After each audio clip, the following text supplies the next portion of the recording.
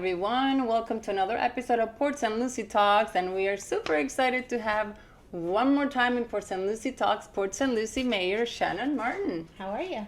I am great. Very, very happy to have you back here. Thank you for joining us again. Yes, thank you for having me. Yes, and a lot of things have changed. You came probably close to a year ago, I believe. Mm-hmm. So a lot of changes. So we'll touch base on some things that we talked about that are actually in motion now. Sure. And some other new things. But for new followers of Port St. Lucie Talks from then to now, can you tell us a little bit? I know you served 11 years in the city council before you were elected the 15th mayor, and she's running for election again. So tell us a little bit, present yourself to whoever doesn't really know you from that just moved here, maybe to Port St. Lucie. Sure. So I moved here to Port St. Lucie 20 years ago, and I was first elected to the city council in 2010 as a District 3 representative. Mm-hmm. In 2016, I was appointed vice mayor by the former mayor. And then when he left his term early in 2021, I ran for mayor, which is 4 years ago, just about 4 years ago on the 27th of September. And I've been mayor since that time and truly love it. I have 2 children who are in college now that grew up here right here in Port St. Lucie. Very nice. And my husband is a lieutenant on the Port St. Lucie Police Department. So we love this community. I'm super passionate about Port St. Lucie and making sure that we are doing everything that we can to listen to our residents and lead us into the future. Yeah, absolutely. We love our policemen here too. They're great, keeping us safe in Port St. Lucie. So, all right. So, one of the few women leading a large Florida city, that's you. What advice would you give to young women who think local government isn't for her? Oh, I would say learn about your local government, find a great mentor in local government. That's how I really started with the process. I always want to be involved in city government, but I looked to find a female mentor, and one of our former council members, Michelle Berger, was that true mentor for me. Okay. I would watch her. I would listen to how she would speak. I would listen to how she governed, and I truly loved her style. And it also gave me the confidence to say, hey, you know what? If she can do that, so could I. And right. So absolutely finding a mentor and really getting involved and learning about what's going on in your local government and community is very key. And I know there's programs too that invite people to get to know the department and like all of those things, right? Sure. We have a city university program that really engages you and lets you know what's going on in Port St. Lucie. It's a 9-week free course, and you learn about all the city departments. Right. So that is a great way to start learning about the city government process. Right. And also, we have several boards and committees also that people can apply for, such as Planning and Zoning, our Citizen Advisory Committee, our Public Art Advisory Board. So there's lots of ways to get involved. Nice. I know we talked about it last time too. Yeah. That was pretty cool. I was like, I need to get myself into there too. I've Absolutely. learned a lot. So, hot topics. The roads and traffic in Port St. Lucie. Yeah. That's a huge thing. Usually when we post about it, everybody goes nuts. Right. So, let's tackle, for example, Port St. Lucie Boulevard that has been under construction since January 22 and is scheduled to finish this fall? Yes. Okay. There's been lots of delays. It was supposed to be done in December of 2024. When the project got started, there turned out to be issues with mistakes that the contractor made. There were issues with what really was underground versus what, as far as infrastructure underground to support the road being widened. Okay. There were some issues with the surveys and being wrong. Again, lots of contractor issues that caused the delays. And then most recently, it's been at the point where they're doing the final lifts of the asphalt, but there's been a lot of rain. You cannot pour asphalt in the rain because it won't bond. Right. So although the project has been delayed almost a year, it is finally getting done, at least those 2 segments. And we'll be better for it in the end, even though it's been tough and dealing with the construction, because the whole idea is to add more capacity and give the ability for our residents to be able to travel better and faster, or faster in terms of get around the city quicker. Yeah. Not speeding, because we don't want people doing that. We have enough of that, Lord knows. Yes. But be able people be mobile around the city. Right. And get around without having to have a lot of delays. Yeah, we've been having a lot of rain, like every single day pretty much. Like a little bit here and there, but obviously that delays big time when it comes to that. So another one is Floresta Drive. Phase 3 began March 2025 and runs through 2028. It will add landscaping, lighting, sidewalks, and bike lanes. So what features are you most excited about in that project? So what is important is our number one mantra is to be safe, clean, and beautiful city, right? That is what we live, eat, and breathe by. Because if you don't have a safe, clean, and beautiful city, what do you have, right? The quality of life suffers as a result. So these infrastructure projects, and including bike lanes and including pedestrian access, really round out all of that ability for people to be mobile in different ways around the city, Right. and especially on Floresta Drive. Putting in the roundabouts as an example, it keeps the traffic flow moving, and that's what people have said. I feel like we need to put a little video because people seem not to understand the roundabout still. That is true. We do put stuff out there. I know the police department puts out Yes. stuff about, especially in social media, how to navigate roundabouts. Right, People right. still have some difficulties, Yeah. but at the end of the day, it does keep traffic moving as opposed to Yeah. having to stop for Yeah. where it stops or having traffic lights. Yeah, absolutely. So the whole goal is to enhance and increase the mobility throughout the city. Right. And we have many, many infrastructure projects in the hopper in different stages that go out to the year 2050, believe it or not. Oh, wow. So there's a lot of talk about, oh, they're not planning, they haven't been planning. Well, our city wasn't planned the right way in Right. terms of infrastructure, but we have been doing that for a very long time. Yeah. Retrofitting the city to meet the needs of the community, and we will be doing that for, as I stated, many years to come. When did it start? Like from what it was supposed to be when it was like people think on no man's land to all this rapid growth, like how did it start? What was like that turning point, you think? So, Port St. Lucie's always been known as an affordable community from its very founding, because the idea when the General Development Corporation founded Port St. Lucie was to come down, live in a retirement community, pay $10 down and $10 a month, and you can have a house, Right. right? So it was really meant to be a bedroom community for residential only. And they didn't do all the necessary things in order to really make it a real city.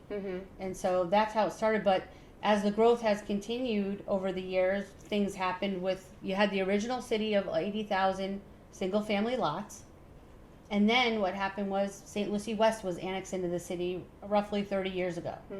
And then roughly 20 years ago, Tradition was annexed into the city. So we went from, a much smaller city to a much larger city as a result, because of all the annexations and all the development rights that were granted Right. at that time.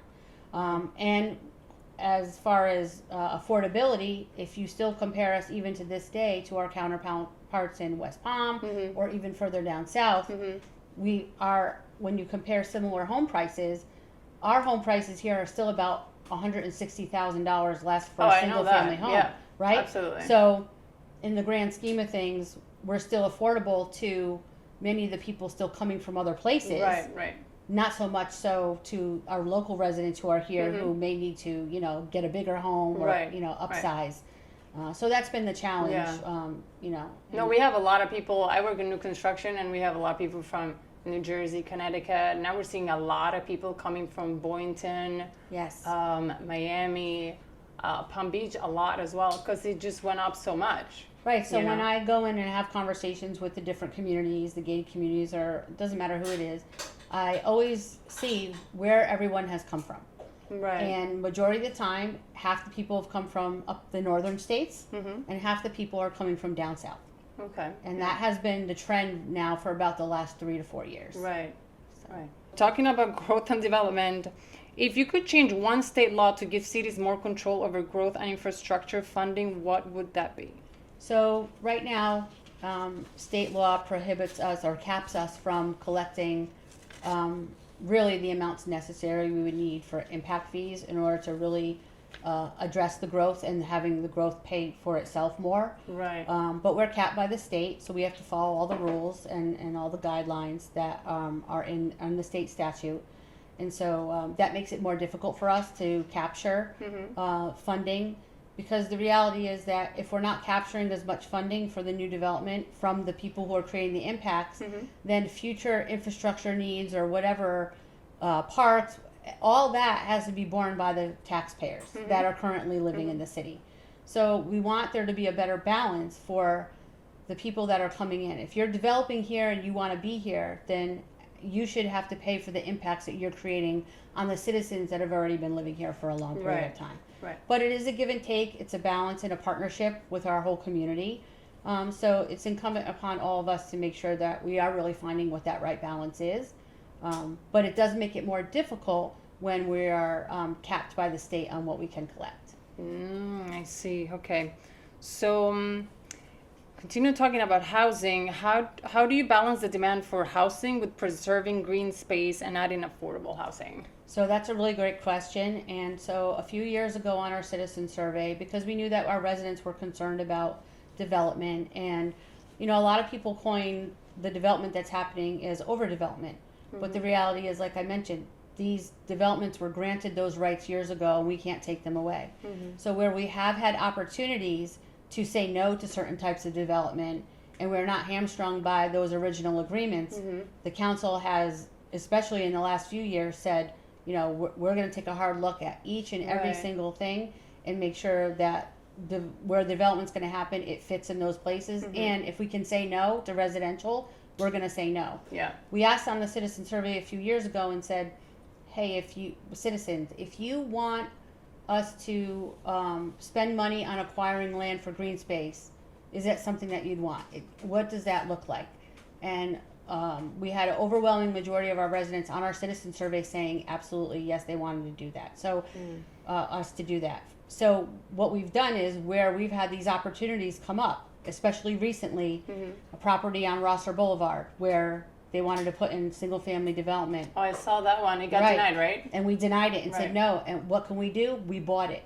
When properties are for sale, you only have one shot a lot of the times. Yeah. Right? And that's the only way to save it from becoming what you don't want it to be. So we determined that was important to keep for future green space into our parks inventory. Right. And most recently, also the 2 school sites that the school board was selling, that they have had for 30 plus years now. Really? Yeah, they've had those school sites for a long time. And they where are those located exactly? On Walton Road and in South Bend area. Oh, okay. And those are right in the heart of neighborhoods. Right. So, and those neighborhoods are full. Yeah. So to add more housing to those neighborhoods didn't make sense. So we, school board approached us and asked us if we would consider buying those properties, and we did. And so those 3 properties combined account for over 250 acres of green space that we will now have in the city that we never had before. Oh, wow, that's amazing. It is. So we're really listening to our residents and taking these opportunities where we can to purchase those lands and holding them for the future. Right. Oh, I love that. So talking about projects, which I went to the boardwalk that opened. It's beautiful. The Grove's first phase, 3 restaurants and 2 bars. Yes. Beginning September 2025, expected to open February 2027. That's right there. Yes, it's coming. Yes. It's going to be here before we know it. The way things move. Yes. So a sneak peek into the type of cuisine and experiences that residents should expect in that area. Yeah, so it'll be coastal inspired, more seafood, fresh seafood style restaurant with a rooftop bar. And then there'll be Italian, little Italian restaurant. Nice. It's scheduled to be a little sushi restaurant. And then there'll be the Grove Bar, and then the Tiki. It's like the Tiki bar. It's like a tequila bar, so to speak. Okay. That'll be just across the street, right near the kayak and canoe launch. That's what's being planned. It looks very pretty, guys. I went to it when you did the ribbon cutting there, and it looks so cute. Like, I feel like we needed that so much here. Absolutely. The park is beautiful. Yes. Pioneer Park is gorgeous. Believe it or not, so we track our locations of where people visit in the city, especially our parks, because we love our parks so much, and they provide such a great quality of life. Right. So the park has been open a little over a year. It opened in June of last year. We have had almost 500,000 people visit that park, Pioneer Park, in just little over a year, which is truly remarkable for a brand new park. So, to be able to have our botanical gardens right there, our history museum, the park, the banyan tree with the Riverwalk boardwalk, and the canoe launch and the kayak launch. So cute. It's really amazing. And it'll be just a great destination point for families and everyone to come together. Yeah, absolutely. And also, on the south side, we're putting in trails right now. because one of the things our residents said, they want more nature-oriented Yes, trails, yeah. and we are building a trail system in there right now. Oh, I love that. Yeah. That's so cute. I cannot wait. I mean, it's right around the corner. Honestly, is. we're done with 2025. I can't even believe it. I know. So, talking about parks, what about that other in the Torino area? So Torino groundbreaking for Torino Regional Park is going to be December 6th of this year. Nice. It's going to include a pavilion, pickleball, basketball courts. It's going to have a skate park, a real love true that. skate Wow. park. Yeah. There will be some trails in there. It's going to be an amazing park. We are trying to keep as many trees as we possibly can. Yes. It's going to have an amazing playground, a splash pad for the kids to play in. So all that's being, it's under design, and again, the groundbreaking is December of this year, and then by 2027 it'll be open. I love that. I And, love that. That is a recent one that we posted it to in Port Lucie Talk, and everybody was so excited because that area is great too. It The is, Torino area. and what's important about that park is, so originally Torino Park was supposed to be built about 20 years ago, but with the Great Recession and then the need for Becker Road and many other things that have happened over time, you know, priorities shift. Like you said, you evolve, things get transferred. Right. But the promise was always to make sure a park was built there. And so it's another example of us fulfilling that promise. Yeah. I love that. Definitely going there as soon as it opens. All right, so talking about parks, what about the area, the Tradition Regional Park that has the BMX and all that stuff? Yeah, so that's well underway. It will be open the first quarter of next year, of 2026. And they're going to have multi-purpose fields in there for soccer, football, lacrosse. There's going to be softball, baseball in that park. And then, of course, our BMX facility. It's the first of its kind in the world. It's an adaptive that's all-wheel amazing. park. So you can do BMX, you can do skateboarding, you can roller blade or roller skate if you want to, bike. There's going to be a great. little area to teach kids how to ride a bike. Oh, So it's going to really be an amazing park. that's so cute. We posted it and people were like super excited about that project too. There's a lot of families moving here, so. Yeah, there is. Yeah. And, you know, we know that we need more parks. And again, parks go to quality of life in the city. Right, absolutely. So we want to make sure that we're providing that. And making sure we're providing all the ball fields necessary because we keep growing Yes. and we've been running out of space for sports as well. Yes, absolutely. Oh, I love that. Can't wait for that. And that's for 2027 kind of too? No, 2026, first quarter of next year. first quarter of next year. Yeah, so by April of next Wow. year, that park will be fully operational. That's amazing. Yeah. Wow. All right, so I have some questions from residents. So one asks, when will my road be widened? And how would you explain the prioritization process in a couple of sentences, given that Southwest Port St. Lucie Boulevard took almost 4 years to complete? Yeah.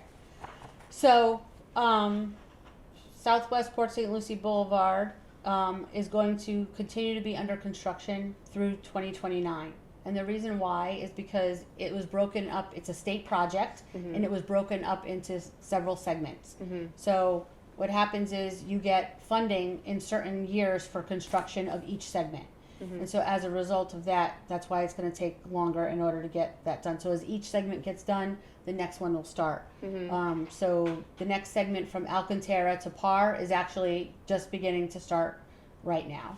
And then as that gets done, the next segment from Par to Becker Road will get completed. Okay. So we are making great progress and widening and adding capacity to all the major arterials and connector roads that we possibly can. We have many projects in the hopper, as I mentioned, in determination of need phase, design phase, and construction phase. And so we take we go to extensive lengths to meet with staff, to have those public conversations about, okay, what are the next projects needed? And they're all based on what the priority is, based on what the feedback is from our residents about what the needs are. So for example, intersection improvements. We know that Savona and Gatlin Boulevard is problematic and we need intersection improvements there. Right. So that's in design right now. Tradition Parkway and Village Parkway, that's under design right now. Cashmere is under design right now from California to St. Lucie West Boulevard. Okay. So in the future, we'll see improvements to South Bend and Savona, all the way down to Becker Road, actually. Okay. So again, many projects in the hopper, all based on priority needs, all based on what the travel is, where the blockages are, where we need to alleviate traffic issues, and of course, all that feedback comes from what our residents are telling us as well. Right. Oh, they say it. Oh yeah, they do. They say 100%. And when you have over 55,000 people move to a city in a 5-year Wow. span of time, and we have never predicted we'd have that Right. kind of growth. I mean, there's no crystal balls out there that would tell us that. So yeah, you're going to have traffic issues, but the main part is that main point is that there's lots of planning going on at various stages, and we are making sure that we are addressing You're all working the on needs. it. Yeah. Working on it. And we need state funding, and for a lot of these projects that are so expensive. And so unfortunately, when you need that funding, you have to make sure that you're following the process in Right. order to get the funds. Right. And You we do have- a great job. We talked about this before as well. Yeah. How you present the project when it's literally ready to go the next day, and you've been getting a lot of money pretty much from the state to do those projects. Yeah, we go after every single grant we possibly can to help us fund what we need, so it's not all on the backs of our taxpayers. Right. Yeah. So, how safe is Port St. Lucie? Someone asked. What investments are you making to maintain its reputation as one of Florida's safest large cities? So that's a great question. We've been the safest large city in Florida for cities with a population of over 100,000 for the last 13 years in a row. We pride ourselves on making sure that we are the safest, making sure that we're giving our police department all the resources that they need in order to continue to keep us the safest. Some of the measures that we've taken to do that is add additional officers for more policing districts, especially out in the west where we're having a lot of expansion. So the police chief has added District 5 and District 6 patrols. We've also made sure that we are giving our officers or providing the opportunity for all of the training that they need in order to meet the needs of our growing community. We're building a police training facility right I on was our just going to say municipal that. campus. We posted it and we Yes. went there. It looks amazing. It's going to be great. Yeah. It's going to have a gun range on the bottom floor. It'll have the tactical training rooms.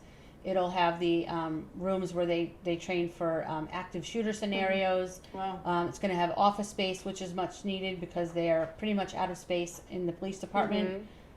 So we're making sure we can do everything we can to give them those resources.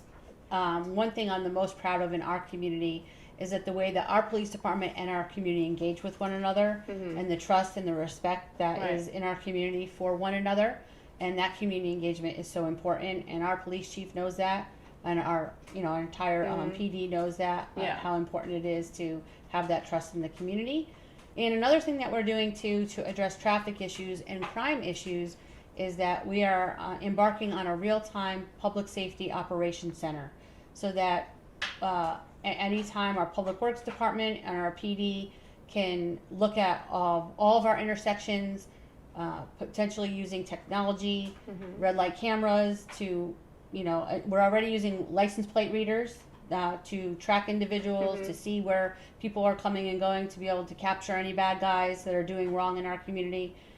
So we are taking huge steps towards innovation and technology in order to help us and to keep our community as safe as possible and address traffic issues like speeding and road rage and things like that. Right. Because honestly, we can never hire enough police officers to address every single issue, right? Yeah. And we have over 260,000 people in the city of Port St. Lucie Yeah. now. So it's important to make sure that we're utilizing technology and being really innovative. And between our PD and our IT department and Public Works, they are working heavily on that. Wow. So how much is the police department, how much has it grown, with police officers here, in this year, for example? Well, more or less. I don't know the exact number off the top of my head, but we're well over 300 police officers now. Wow. Yeah, and so, and another thing that we did in order to address that, as far as a recruitment standpoint, where we were having some trouble, because with everything going on in the national economy, we're having trouble recruiting police officers. But our chief decided to form our own police academy, and where the people who wanted to become officers had the opportunity through the state grant and also through RPD to get paid while you're getting trained to be a cadet. And then if you go through the whole process and are successful, you get hired right from our police department and you continue working.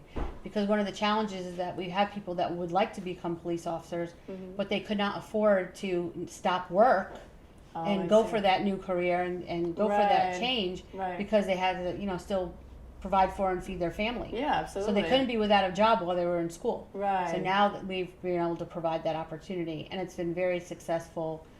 We have the second class graduating, I think, this month, and a new class is also starting this month. Wow. So we're able to keep up the recruitment and fill those vacancies to add more police. All right. Well, thank you for that one, Shannon. Will we still get to vote for twice weekly garbage pickup? And are there any factors that could change the planned November 2026 referendum? Yeah. So the reason why that we decided to put it on the referendum for the 26th ballot is because we're still getting questions about second pickup, during the week.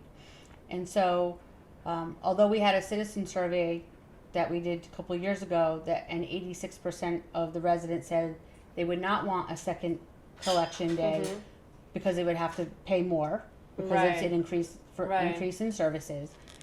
There's still some concern out there and some question. So we said, okay, why don't we just put it on the ballot and let the residents decide once and for all. So on the 2026 ballot, we're going to ask all of our residents, would you like to go back to twice a week pickup? And if so, there's going to be a cost for that, and are you willing to pay the additional cost? And when we asked on the survey 2 years ago, at that time, the estimated cost was additional $131 a year. And the reason for that is because FCC is our contractual provider till 2029. Yeah. And if there's going to be additional service, it has to be paid for. There's going to need to be additional trucks, equipment, and there's going to need to be additional employees hired in order to do so. So there will be an extra cost. And we'll be able to get from FCC what that cost is to put on the ballot for the decision. And our residents will finally decide whether or not they want to do so. And if it passes, then we will go back to twice a week pickup. Twice a week. It will take quite some time because those trucks are going to have to be ordered. The employees are going to have to be onboarded. And they're going to have to totally change all the routes. The whole thing, yeah. And go back to 6 day a week collection. Wow. Okay. So even if it does pass, it's probably going to take another year in order to really fully implement it. Okay. But we'll see if it passes. And if it does, then we'll make sure, based on what our residents tell us to do. Talking about trash, we'll touch this really quickly about the dumpster area that it's going to be no longer there. Yeah, so the Cameo site. Yes. So the Cameo site is closing. We are closing it down. We have the solid waste fund that is collected through the non-ad valorem portion of everyone's property taxes, which is that yearly fee. And we opened the Cameo site for ease of convenience for residents because we went to only once a month bulk, and also for yard debris. But the costs continue to escalate for the disposal of all collection and disposal of all that to the county landfill. And so when we did our analysis on the data of who is using the site, we found that only 25% of our residents were actually using it, and only 17% of our residents have used it one time. We found that there was a lot of abuse by contractors. Oh, wow, really? And that were going multiple times, and they shouldn't have been. We found that people were having their landscaping companies go dispose at that site as opposed to going to the landfill, which was what they were supposed to be doing. Oh, wow, yeah. And so it's not fair to continue to have all these rising costs and subsidize from our general fund in order to pay for it when we have the services that we have. It was more of a convenience for anything. So it was not used properly. That's pretty much the it wasn't being explanation for it. utilized. Absolutely. And we want to always save our taxpayers' money as much as we possibly can.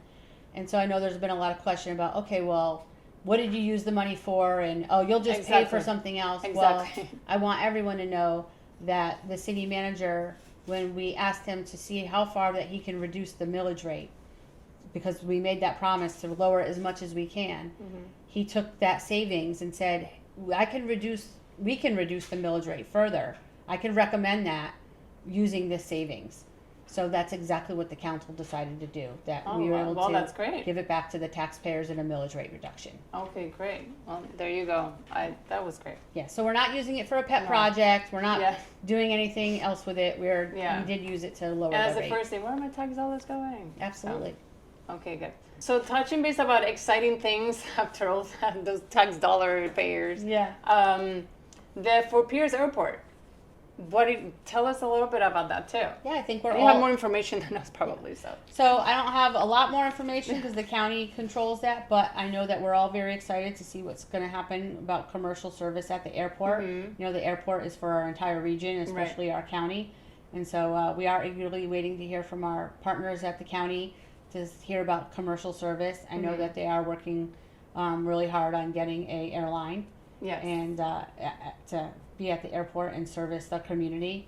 And I mean, who wouldn't want to just go right up the road, right? Instead of having to travel down Instead to of like 40, West Palm. 50 minutes to West Palm. No, Yeah. absolutely. We're looking forward to that. Yeah. Yeah, So definitely. I know I'm looking forward to it. Yeah. Opportunity to travel somewhere and just go right of our own county Yeah. airport would be amazing. And flights should be starting by this winter, like holiday time. I don't know when they're From what I starting. heard. Yeah, I'm not sure.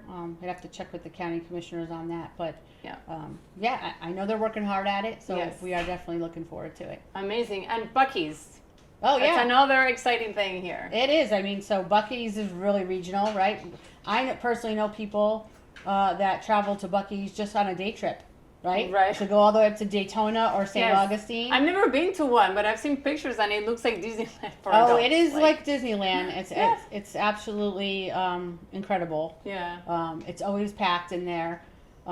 It's fun experience, like a destination point. Right. So to have one in our county for all of our residents to enjoy is going to be really great. Yeah, that's amazing. Yeah. Well, there you guys have it. We support you big time. We love having you again. Thank you always for sharing and being so transparent more than anything with all the Port St. Lucie residents. And I'm looking forward to all the exciting projects coming.